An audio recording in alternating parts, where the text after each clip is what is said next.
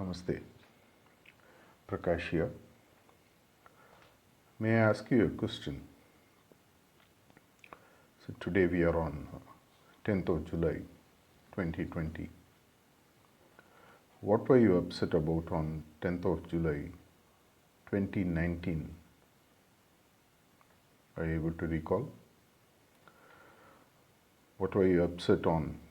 For example, 10th of January of 2020, or for that matter, what were you upset on the same date last month? Many times, while things happen, they seem to be the biggest challenge. Of course, if they are good things, we take it quite well. But any pain that is inflicted upon us at that point of time, if it is a disappointment, a pain, or a challenge, at that moment, it looks to be the biggest challenge that we have ever faced. If you really turn back at your life, whatever period of time you have lived till now, all that you have gone through, each and every single event, maybe excepting one or two very big events, you may not even remember.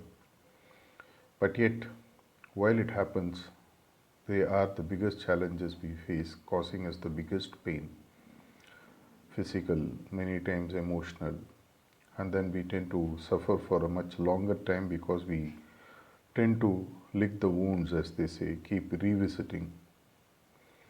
There are no rewind buttons in real life, but when it comes to pain or the consequent suffering, the rewind button is played so many times that we forget that there is a better future that lies ahead for us. Let me ask you a question. In front of you, I draw a 1 centimeter long line. How do you make it shorter? Will you take a eraser and rub it off? It has already been drawn, let's say in solid ink. The other option, as they say, out of the box, is maybe to draw a 1 foot line next to it. Automatically, in no time, you'll find that this 1 centimeter line that you drew first has already become small, short, compared to the 1 foot line that you drew. The same is true in life. One of the biggest spiritual secrets that our masters have shared. When you look for a bigger pain, the smaller pain vanishes. Should I be stupid to search for pain? There is a theory of innuendo behind it. In the life of duality, pain and pleasure are two sides of the same coin. You cannot avoid one without the another. Hence, if you are smart, if you look for a pain, if you look for a bigger pain, pleasure will have to follow. Per contra, if you search for more and more pleasure, when pleasure ceases, pain is the next step you have to face. If you are really looking to grow yourself spiritually, if you seek bigger and bigger and bigger pain, you will master pain, which is nothing but self-mastery, which is the biggest step that you can take in really mastering yourself and hence becoming like the master that he wants us to become. Masters are nothing but people who have mastered pain to a great extent.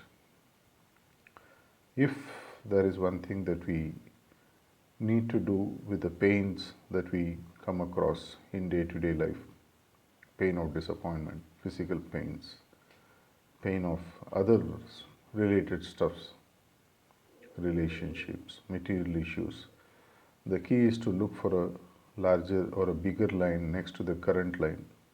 Look for a bigger pain so that when that comes, the smaller pain vanishes.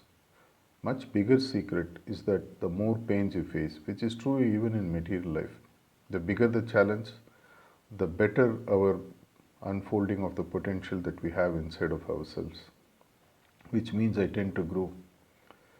And what more can you ask for better pain so that it increases the capacity for you to become a better individual, a better human being, and hence a better a far more spiritually progressed person than you were before that specific event happened. Now you have learnt a secret. Is it really possible for us to implement it in real life? It's a conscious choice that we have to make. It's up to us to choose a larger pain or to keep on searching for the elusive pleasure. Think for yourself, feel in your heart, take an appropriate decision which you can implement for life. Thank you.